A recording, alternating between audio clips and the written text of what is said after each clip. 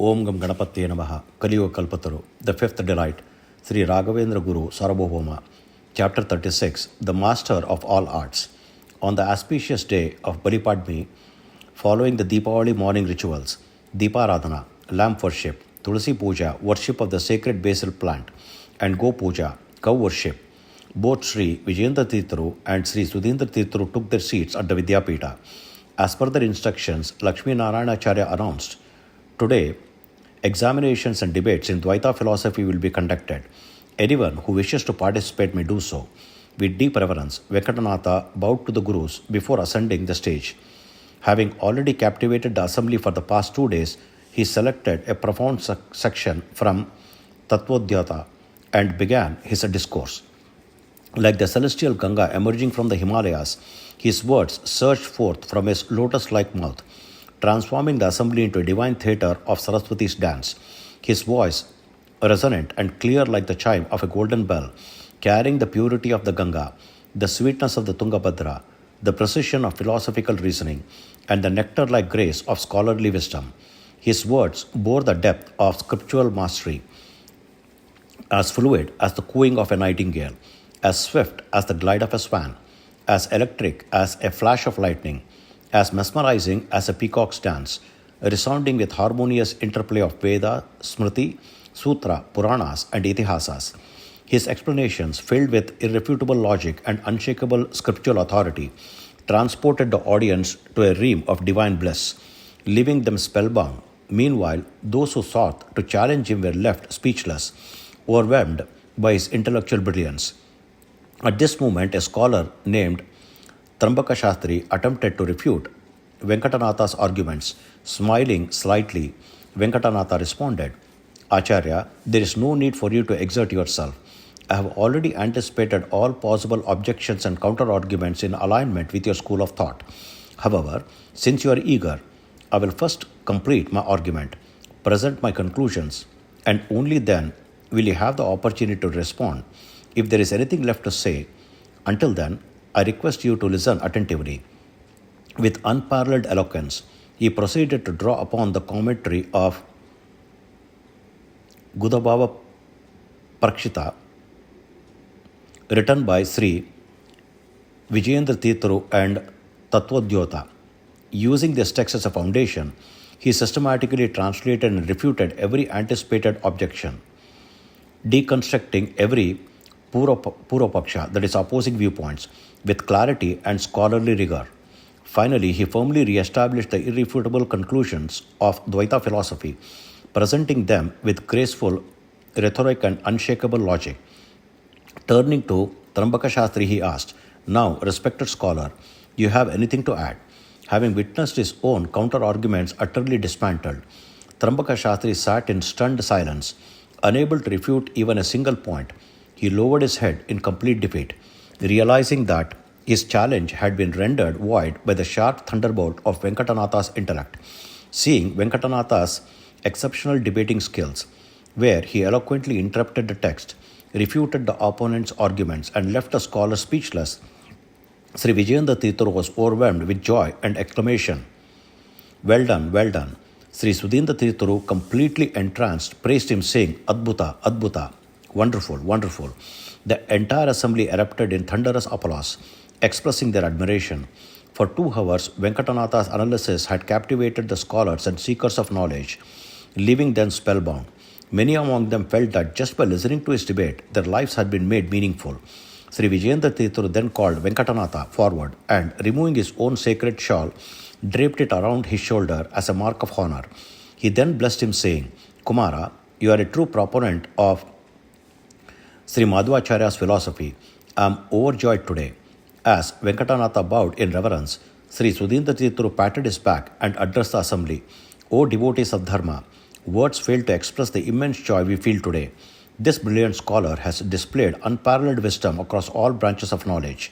It is our duty, as the guardians of the empire of knowledge, to honor such a prodigious intellect. As a token of recognition, we shall now honor him." He then removed the golden, gem-studded Tulsi garland from his own neck and placed it around Venkatanatha's neck, declaring, "From this day onwards, forward, let let this Venkatanatha be known throughout the world by the title Sakala Kalavallabha, the master of all arts. The entire assembly erupted in joyous celebration, acknowledging his greatness. Among those watching, Lakshmi Naranacharya, Guru Rajacharya, Gopamma, Venkataramba, and Kamala Devi were overwhelmed with indescribable happiness.